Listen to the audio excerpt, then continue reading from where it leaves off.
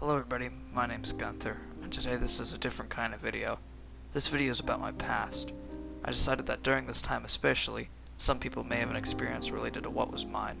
This video is to let you know that you aren't alone in this world. I was born on November 24th, 2005, to a family of me, my mother, my father, and my sister.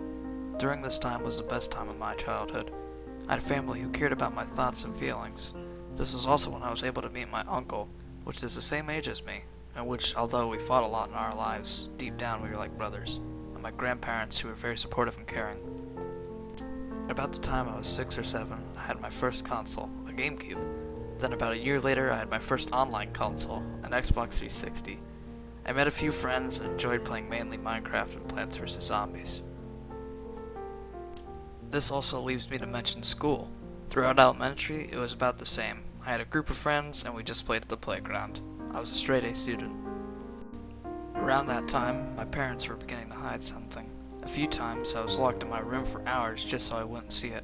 Having the new console, fortunately though, was an amazing distraction. As my sister entered middle school, one day she decided to take a ride back home on the back of a pickup truck.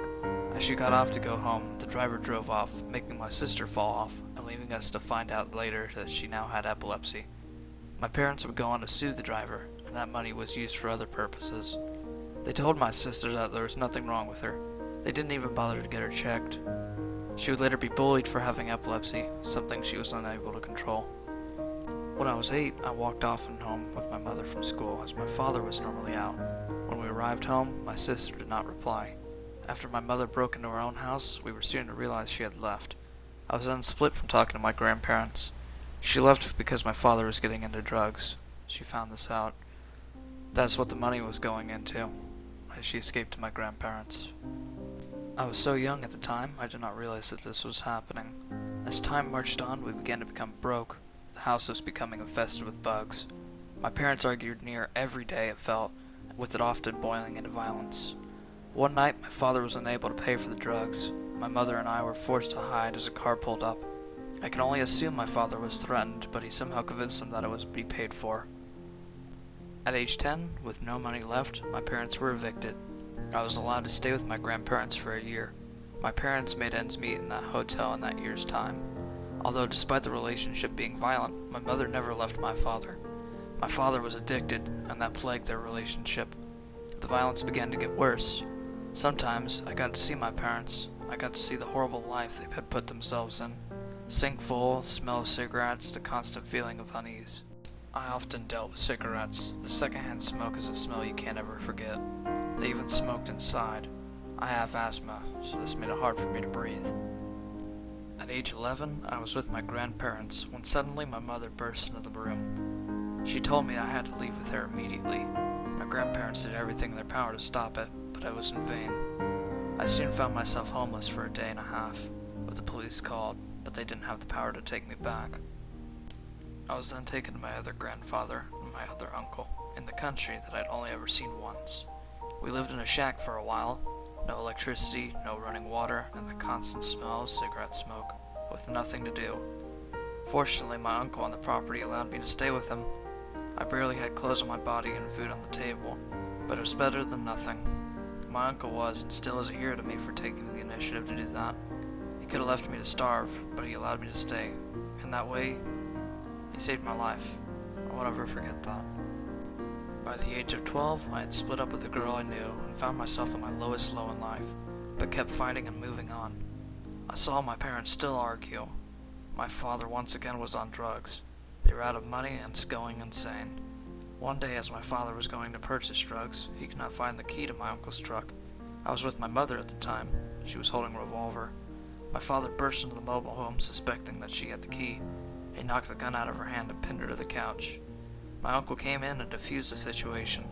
My father then grabbed a screwdriver, started the truck, and went off to purchase the drugs. My mother began going insane. She told me once before that all my grandparents wanted was child support from me.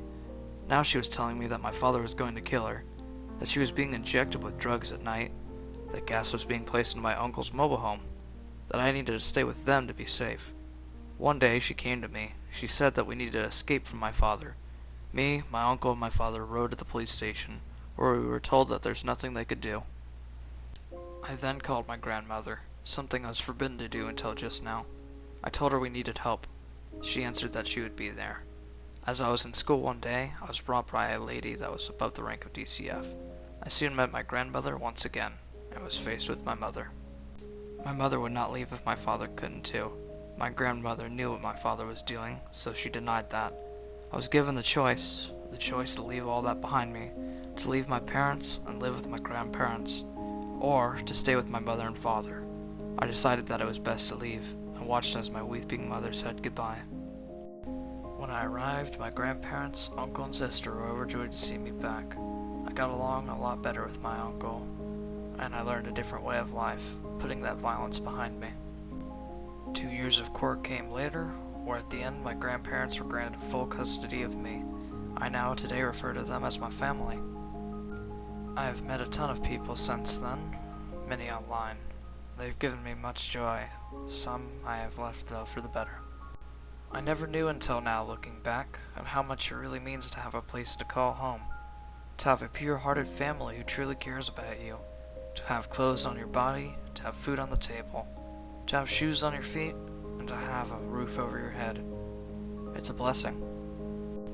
For those out there who have had or are having an experience alike, you aren't alone. There are people like you who have suffered. Don't ever give up. Keep fighting. There's someone out there in the world who is there to love you, who will make life worth living.